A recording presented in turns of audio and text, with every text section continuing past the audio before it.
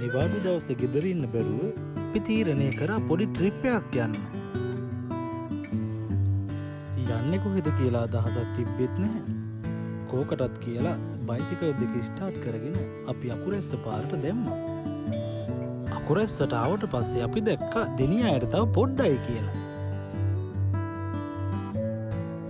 අකුරැස්ස දෙනියායේ පාර කියන්නේ වෙනම ලෙවල් එකක්. යද්දි තමයි තේරුනේ. ඔයාලා කවුරුත් දන්න ගැටබරු රජමහා විහාරය තමයි මේ දැන් පහුවෙන්නේ. දෙනියායට ලං වෙද්දි තමයි අපි හරියටම කතා කරගත්තේ කොහෙද යන්නේ කියලා. අන්තිමට අපි තීරණය කරා ගොංගල යන්න.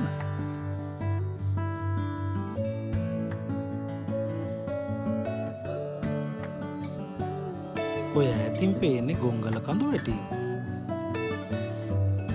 දෙනියාය මාදම්ප ප්‍රධාන පාරෙන් අපි ගොංගලට හැරුණා.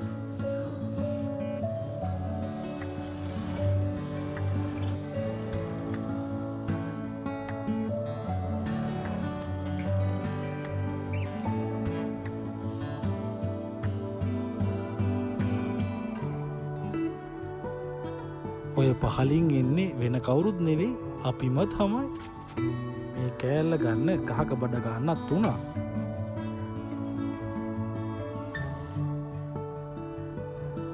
කන්දට යන පාර නම් සමහර තැන්වල පයින් යන්න බැරි තරමට දුෂ්කරයි.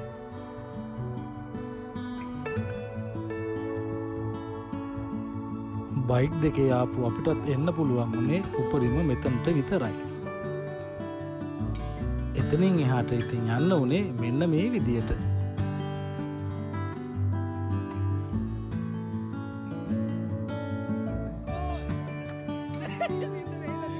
අපි කන්දට එනකොට ටිකක් හවස් වුණ නිසා මුළු කන්දම මේදුමින් වැහිලායි තිබුණේ.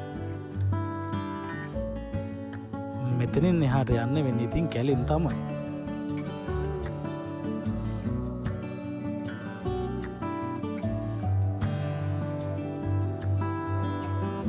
යන නතර වාරයේ හම්බුණ අයගෙන් අපි අහලා බැලුවා කඳු මුදුනට තව කොච්චර දුරද කියලා. එයාලා කියපු විදිහට නම් කැලේ ඇතුලෙන් තව කිලෝමීටර් 3ක් විතර යන්න වෙනවා.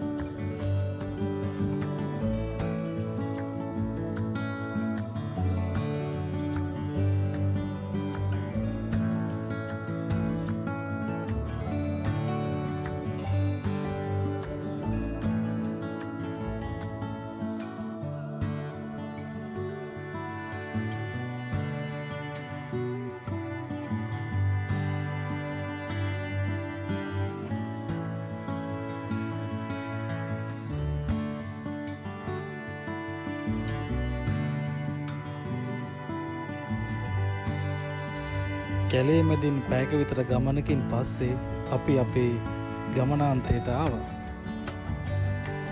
අවාසනාවකට වගේ මීදුමින් නැසලා තිබෙන නිසා අපිට අවට වැඩි සුන්දරත්වයක් බලා ගන්න උනේ නැහැ. මෙහෙම ගමනක් එන්න තීරණය කරේ ගෙදර නිවාඩු දවසේ නිකන් ඉන්න බැරි කමට.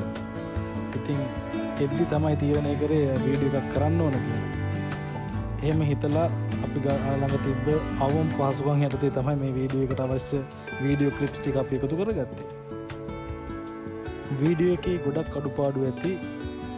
මෙතනට අපිට එද්දි ටිකක් පරක්කු වෙච්ච නිසා මෙතන view එක අපිට බලා ගන්න බැරුව නම් මොකද මේ දුන්නේ නැසලා තියෙන නිසා කවුරු හරි එන්න හිතන් ඉන්නවනම් හවස 2 විතර වෙන විටවත් කඳු මුදුනට එන්න.